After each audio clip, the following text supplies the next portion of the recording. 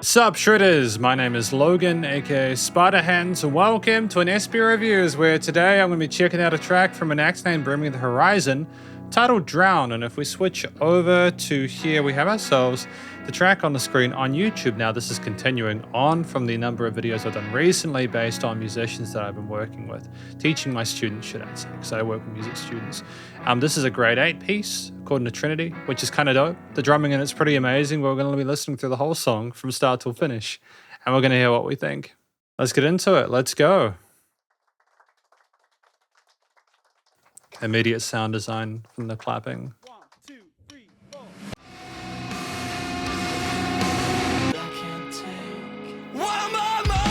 Great contrast between those vocal styles. I mean, I love how beautiful the ambiance is of those guitars and vocal styles and the very pedals.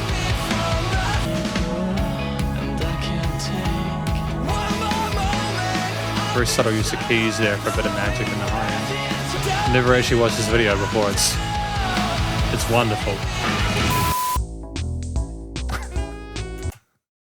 I didn't realize it was like this. I love when you can combine the audio-visual experience and do something kind of extra with the video side of things, whilst also kind of, I don't know, capturing the personality of the band. And that's like a jazzy rendition of the main sort of theme there, which is just fantastic. Attention to detail there.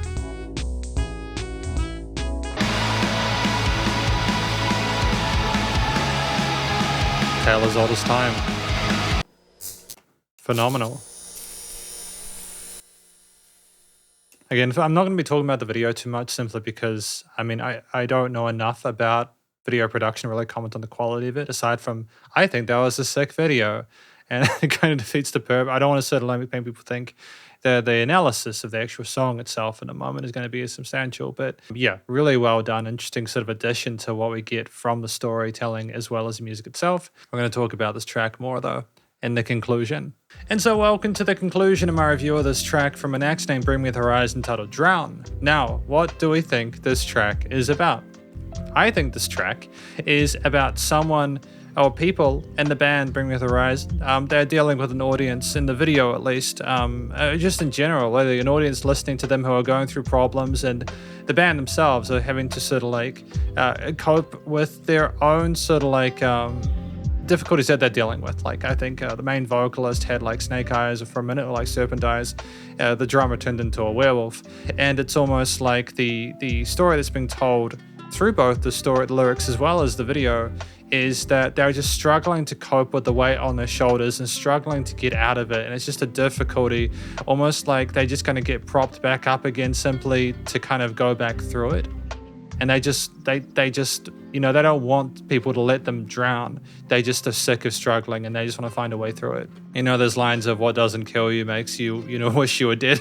It's just these lines, there's a dark sense of humor to it, but there's a seriousness with the subject matter and comments on like mental health issues and stuff like that, as well as maybe almost like difficulties of seeing sort of purpose in life itself, and loneliness and wanting someone to be able to be through them, through their trials and tribulations. So ultimately, I feel like it's an interesting story. There'll be an audience that relates to it, and I feel like it means more than ever at this point in time, because of like the socioeconomic climate and all the kind of crazy stuff going on in the world, and how sort of like, you know, distant we are. In terms of things that are done well, I feel like the vocal performance is exquisite. I love both the kind of how gentle and vulnerable we sound in those softer sections there. There are lovely upper range parts as well that are very kind of breathy and have a nice sort of like peace, almost a peaceful kind of tonality, a quietness to them that sort of insinuates a struggle that we're going through, but not wanting to speak too loudly in case we're heard. But then at other points, we are, you know, the opposite. We are calling out. There's vocal fry. There's harshness to the vocal style that infers that we are really struggling. And at some points, it just comes out. We just can't sort of like keep it in any longer. We're allowing ourselves to really sort of like vent and express ourselves beyond what we might sort of consider initially appropriate, what others might consider appropriate. I think that it's an interesting sort of like juxtaposition there, the duality of the condition they're in. And you've got the choir in some of the chorus parts kind of doing a call and response with Don't Let Me Drown, almost to say that there's a whole group of people around them who are also sort of like commiserating with them on that and wanting the same thing. Like we're in it together, you know. Structurally, I think the track works incredibly well at 4 or 5 minutes. I know it's shorter than that because of the additional parts put in from the videos, like the low interludes and everything like that, as well as the starting point. But we have verses and choruses and bridges and, you know, iterations upon the theme without the vocals, or the chorus without the vocals. And there's enough variety within there to sort of like keep us going at the start with the choir, kind of like singing that melody or harmony over top of the intro before I think Ole comes in. It's just wonderful. It's just a nice way to sort of kind of slap you in the face and kick you in the teeth. And I think in the actual recording itself, it does come in straight away. There's absolutely there's no chill until it does become so. We have fantastic dynamic range between the more intense sections with the sort of guitar, bass, drums, and keys. And then we go down into the lower sort of like intensity parts with the verses, for example, with the sort of like really pretty delays and reverbs on the guitar takes. And there's this phenomenal contrast between the loudnesses of those, how the heaviness of the more intense section suits the vocal fry there. There is a great chemistry or kind of connection between those elements. We're very aware of how to sort of like keep a track interesting through that diversification there. The use of the kind of military-ish kind of the snare drum patterns there in the bridge parts as we kind of build into a crescendo before the kind of eighth note crashes and kicks on the drums are fantastic as well. We use different types of drum beats and grooves to sort of like show different sections there and to sort of like switch up between 16th and 8th note grooves with chord note accents on certain parts. We were very sort of like comfortable with different rhythms, and it's a very tight performance on the drum kit actually.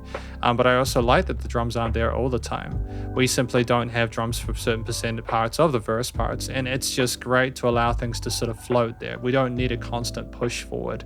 It's really slick. But we are comfortable with our drum kit across the snares, drums, sort of like tom, sort of like fills and transitions, etc. We've got a lot of. I can understand why it's a great drum track. I think that on the guitar, that the mixture of different sort of like, again, clean, kind of like ambient parts with the power chord elements and octaves potentially in the chorus parts, not overcomplicating the riffs there, simply providing a nice sort of like harmonic foundation or surrounding for what we're doing on the microphone, as well as the main and side vocals or backing vocals. The bass underneath typically working really closely with the bass drum was providing a nice sort of ground bed, again, for the root notes of the chord progressions and not necessarily wanting to sort of step away from those too much. Again, we're not trying to overcomplicate this. We're wanting this one to be a single within this, you know, respective to the genre. And again, we're sort of very aware of the bass as well, when to have bass and when to not. So I like it a lot.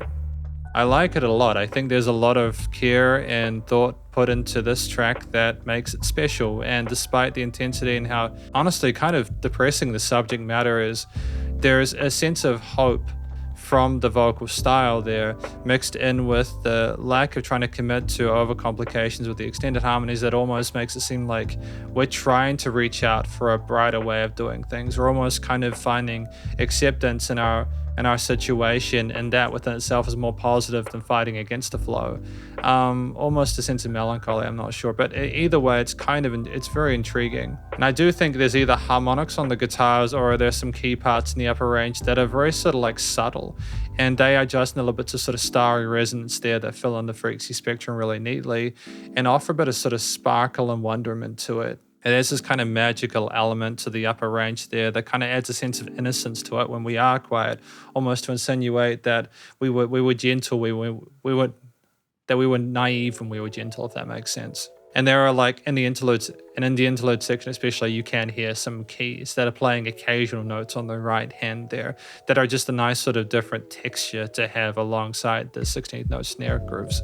So ultimately, I feel like instrumentally, it's not a super wild, crazy performance across all the instruments. There are some which go that are more technical than others, but there is a nice balance overall with the intensity and complexity of it in a way that doesn't sort of overshadow what's going on with the storytelling. Thematically, again, as I mentioned, I feel like the focus on power chordal elements and most of the harmony melody being in the vocal parts as opposed to alternate lead layers insinuates that this is definitely, again, it's about the main sort of protagonist and their sort of like journey and everyone else sort of like singing along with them.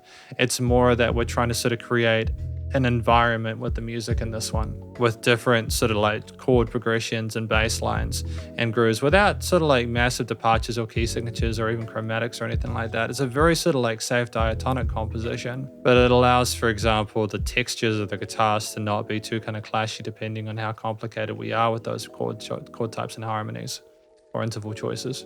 And I think the journey we have with this track is fantastic for all the reasons that I've listed above. It's just an incredible effort performance-wise, and there's chemistry between the band members without a note out of place. In terms of the studio production, which is the icing on the cake, one thing I sort of want to talk about within the video specifically is that little kind of MIDI-ish saxophone drum machine, exorcism in progress, please stand by.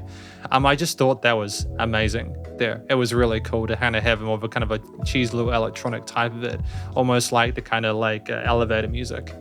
It kind of sets you up. It's a nice little bit of humor when you consider what's going to happen within an exorcism with the priest and the nuns and everything like that. And I liked that we had all that heaviness with the actual analog instruments there, and just to kind of go electronic for synthy for that bit, you know, it shows that the band doesn't take themselves too seriously. It's definitely focused. But yeah, the vocals, guitar, bass, drums, keys, etc.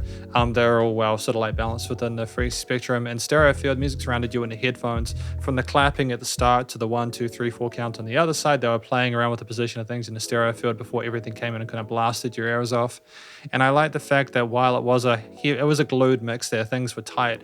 When things get taken away, it was more of a layering type of dynamic range there. When we had less, it sounded quiet. We messed around with the perception of different instruments in terms of how they were heard there. There weren't any weird resonant frequencies in the frequency spectrum. If there were reverb and delay tails, they were purposeful and added to the experience. The vocalists didn't need help in post in order to get their take sounding clean. I liked the actual technique of the fry there. It didn't seem like they were overextending themselves. And, you know, the great use of compression there. Nice and loud without pumping, so the bus compression limiting was handled.